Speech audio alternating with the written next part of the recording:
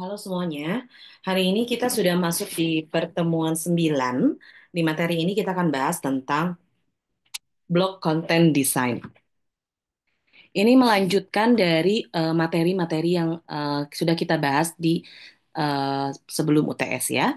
Yang pertama yang akan kita bahas adalah sebetulnya blog content design ini merupakan salah satu elemen yang penting dalam strategi komunikasi digital. Kenapa? Biasanya untuk blog sendiri itu digunakan untuk misalnya diary seseorang, catatan harian gitu ya, atau misalnya jurnal atau informasi atau dan lain sebagainya. Dan ada juga blog-blog yang memang digunakan untuk misalnya dia berjualan baik jasa ataupun barang. Kenapa mereka lebih memilih blog? Karena dianggap jauh lebih murah, tidak memerlukan banyak biaya seperti pada saat pembuatan website. Nah, desain konten yang efektif ini sebetulnya dapat menarik audiens, meningkatkan keterlibatan dan mengoptimalkan namanya SEO, Search Engine Optimizing. Nah, masalahnya adalah eh, blog ini pada saat penggunaan pengoptimalan SEO-nya ini akan berbeda dengan pengoptimalan pada saat menggunakan website. Kenapa? Karena blog sendiri itu HTML-nya sudah tersetting ya, seperti Blogspot, kemudian tuh MySpace ya. Itu dia sudah ada HTML-nya tersendiri. Beda dengan website. Kalau website itu benar-benar dari awal tuh dibuat HTML-nya seperti apa. Nah, dalam perkuliahan ini kita akan lebih bahas akan membahas lebih banyak mengenai dasar-dasarnya, teknik dan bagaimana membuat konten blog yang efektif berdasarkan sumber dari jurnal dan buku ilmu komunikasi ya. Jadi kita tidak akan spesifik menjelaskan dari segi tekniknya karena kalau misalnya kita bahas dari secara teknik ya berarti nanti kita akan kebingungan buat beberapa orang karena memang kita lebih fokus bagaimana konten atau desain yang ditampilkan pada blog tersebut. Nah, pengertian blog konten desain ini merupakan proses perencanaan dan pengaturan elemen-elemen dalam sebuah blog untuk mencapai tujuan tertentu. Tadi ya yang disampaikan. Jadi kalau misalnya orang bikin blog itu biasanya tujuannya tertentu karena bisa jadi untuk mengoptimalkan SEO-nya, jualannya, kemudian juga bisa jadi jasa barang dan juga topik-topik lainnya. Nah, ini adalah salah satu contoh blog yang digunakan salah satu website yang fokus di bidang kuliner. Kalau sebelumnya kalian menganalisa blogspot dari Love Yourself Indonesia. Nah, kalau yang ini namanya anakjajan.com. Ini sama settingannya, gambarnya dan lain sebagainya. Nah, yang membedakan adalah bagaimana komposisi gambar, kemudian juga desain itu bisa semenarik mungkin sehingga hampir sama dengan website seperti itu ya. Selain itu, ada yang menjadi prinsip-prinsip dasar blog konten desain sendiri. Yang pertama adalah blog ini harus memiliki kejelasan dan konsisten. Nah, kejelasan dan konsisten itu seperti apa? Yang pertama, konten yang pasti harus mudah dibaca dan dipahami dengan gaya yang konsisten. Kenapa? Karena kita harus tahu dulu nih siapa target audiens kita, usianya, kebanyakan apakah kontennya konten yang ada di blognya apakah untuk laki-laki atau perempuan atau semua gender, dari usia berapa, latar belakang pendidikan seperti apa. Nah, ini juga akan menentukan kejelasan dan konsistensi pada saat membuat si konten desain ini sendiri. Selain itu juga dengan menggunakan visual yang efektif seperti gambar, infografis, video dan lain-lainnya supaya mendukung hati-hati supaya gambarnya tidak pecah. Kemudian juga komposisinya pixel dari si gambarnya juga tidak misalnya jadi gepeng gitu atau jadi lonjong. Nah, itu hati-hati perlu dijadikan pertimbangan pada saat bagaimana menggunakan visual yang efektif supaya enak dilihat gitu, rapi. Sebenarnya kalau blog itu nggak harus banyak gambar. Blog itu cukup dia rapi, sederhana, orang jadi enak ngelihatnya kayak gitu. Nah, selain itu juga ada navigasi yang intuitif. Navigasi ini seperti call to action gitu ya. Nah, navigasinya ini seperti apa? Oh, mudah buat misalnya klik sana sini. Tidak banyak gambar. Ada beberapa website atau blog yang dia terlalu banyak gambar sehingga susah menemukan navigasi-navigasi untuk mengklik beberapa fitur yang ada di blognya gitu. Nah, ini harus sangat mudah-mudah dibaca, tidak terlalu besar dan tidak terlalu kecil, tapi disesuaikan dengan desain yang ada pada blog tersebut seperti itu. Nah, ini adalah salah satu penggunaan visual yang efektif. Satu, jelas dan konsistensi bersih ya si blognya. Ini sangat bersih, namanya kelas.pintar.id. Ini sangat bersih. Dia fitur-fiturnya jelas dan konsisten warnanya, nggak berubah dari halaman satu sampai halaman terakhir. Navigasi yang intuitif, jadi dia kalau misalnya kita klik semua, artinya dia warnanya kuning bukan hijau kuning, terus kalau misalnya yang lain-lainnya bisa diklik nanti dia akan berubah warna. Begitupun juga dia nggak pakai banyak warna, dia cukup pakai tiga warna, hitam, kuning dan juga biru tua. Nah, ini adalah salah satu penggunaan visual yang efektif. Nah, selain itu di sini juga ada bagaimana sih cara teknik penulisan konten blognya. Dalam penulisan konten blog ini, pastikan disesuaikan lagi seperti tadi yang disampaikan di awal, yaitu siapa target audiensnya, kemudian pasar audiensnya ini tuh seperti apa. Jadi nanti bisa disesuaikan dengan gaya bahasanya, penyusunan kalimatnya yang ringkas, dan pembuatan judul yang sangat menarik gitu ya. Jadi pembuatan judul itu sangat penting untuk bisa menarik engagement dari audiens gitu ya. Baik itu judul artikelnya, judul blognya ataupun nama blognya itu sendiri. Nah, ini juga harus disusun dengan sangat baik supaya kenapa? Supaya orang bisa menerima informasi dari blog tersebut dengan sangat informatif sehingga tidak langsung tiba-tiba menyimpulkan ini tuh tentang apa ya gitu. Nah, jadi jangan membuat judul blog atau nama blog ambigu sehingga orang memiliki pemaknaan yang berbeda terkait blog kita yang tidak sesuai dengan maksud yang sebenarnya ingin kita sampaikan kepada audiens kayak gitu. Ada yang disebut dengan optimasi search engine optimize. Dalam desain konten blog ini adalah kunci agar konten blog dapat ditemukan oleh mesin pencarian. Nah, ini tuh macam-macam ya. Ada yang menggunakan dengan cara organik, ada yang juga menggunakan dengan berbayar atau dengan pihak ketiga. Nah, kalau misalnya ingin menggunakan yang organik, sebelumnya pernah diberikan contoh ya, kalau misalnya Love Yourself Indonesia itu dia organik. Jadi artinya tidak pernah menggunakan jasa pihak ketiga untuk membantu menaikkan optimizing dari si tidak pernah meningkatkan engagement melalui pihak ketiga. Caranya adalah dengan konsisten menggunakan hashtagnya, dua, kemudian juga konsisten menggunakan kata-kata kunci apa aja yang ketika nanti di search di Google itu langsung muncul blog kita yang pertama. Nah, ini penting banget gitu ya untuk mengetahui mana-mana saja yang mau kita gunakan sebagai optimasi dalam SEO ini sehingga menjadi SEO yang organik dan orang bisa langsung notice dengan blog yang kita buat seperti itu.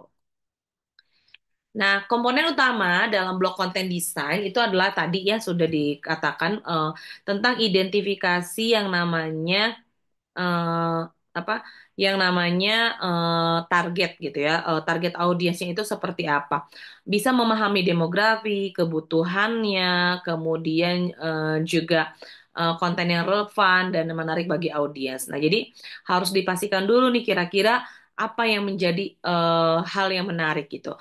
Nah, kemudian setelah kita tahu semua tentang target audiensnya seperti apa, baru kita tentukan sebenarnya tujuan blog kita ini untuk apa ya. Misalnya kita sudah tahu nih target audiensnya anak SMA. Oke, kalau anak SMA tujuannya untuk apa? Menghibur, mengedukasi, promosi, awareness atau apa gitu ya. Jadi harus ditentukan juga gitu penentuan tujuan dari blognya itu sendiri seperti apa. Supaya ketika sudah tahu targetnya, kita tahu tujuannya, maka blog kita bisa sangat efektif dan bermanfaat bagi para audiens seperti itu. Nah, selain itu, di sini juga dikatakan perlu adanya yang namanya pemilihan topik dan penelitian. Nah, yang dimaksud dengan pemilihan topik dan penelitian ini adalah bagaimana cara kita tahu mengenai minat audiens dengan niche blog gitu ya. Pasti kan beberapa ada yang bertanya gitu ya, apa sih yang dimaksud dengan si niche blog ini?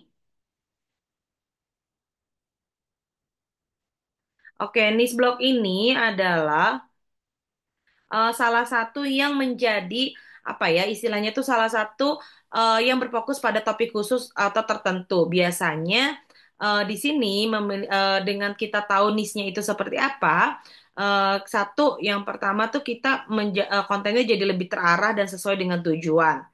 Terus bisa meningkatkan kepercayaan pembaca karena sumbernya dinilai kredibel gitu ya, dianggap memiliki informasi yang cukup baik.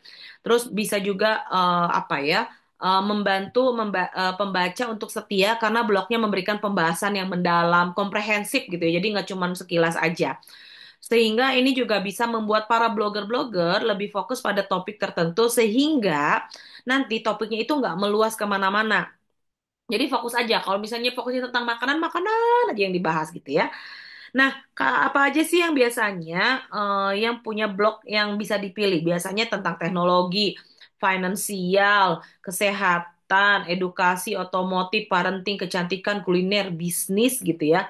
Ataupun sejarah lainnya, atau percintaan atau ramalan zodiak juga ada. Jadi harus disesuaikan dengan cara apa? Dengan cara riset gitu ya.